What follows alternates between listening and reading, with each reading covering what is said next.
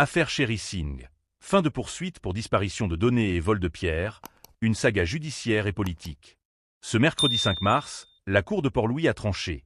Les accusations provisoires de disparition de données chez Mauritius Telecom et de vol de pierres appartenant à l'entreprise, portées contre Sherry Singh, ont été rayées. Cette décision marque un tournant décisif dans une affaire qui, depuis plusieurs mois, suscite des interrogations et des débats au sein de l'opinion publique mauricienne.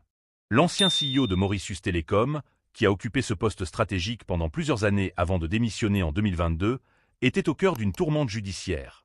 Arrêté à 5 reprises depuis son départ de l'entreprise, il a toujours contesté les charges retenues contre lui, dénonçant ce qu'il considérait comme des manœuvres de persécution et une instrumentalisation de la justice à des fins politiques. À sa sortie du tribunal, Sherry Singh n'a pas caché son soulagement, déclarant aux médias « N'épli n'a aucune case, il n'y a plus aucune affaire ».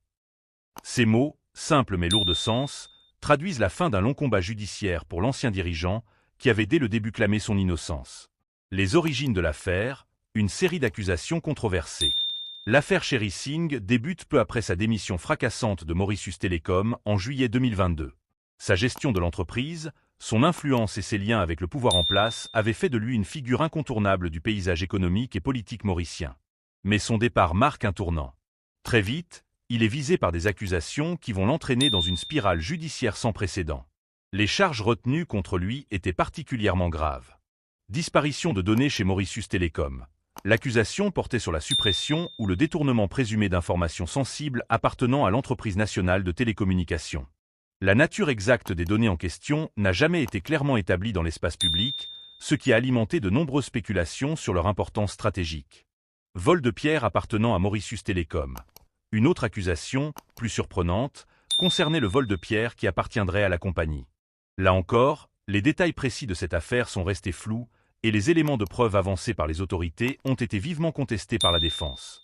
Dès son arrestation en 2023, Sherry Singh a dénoncé ces poursuites comme des représailles politiques, affirmant que son départ de Mauritius Telecom et sa prise de distance avec le gouvernement avaient déclenché une vendetta judiciaire contre lui.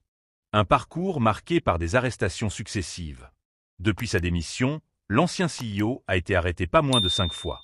Chaque arrestation a donné lieu à une forte couverture médiatique et a suscité des réactions contrastées au sein de l'opinion publique.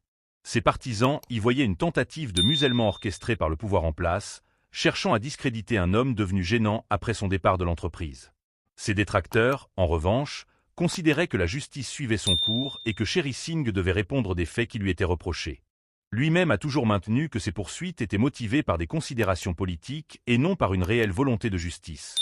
Il s'est souvent exprimé publiquement pour dénoncer ce qu'il qualifiait de harcèlement judiciaire.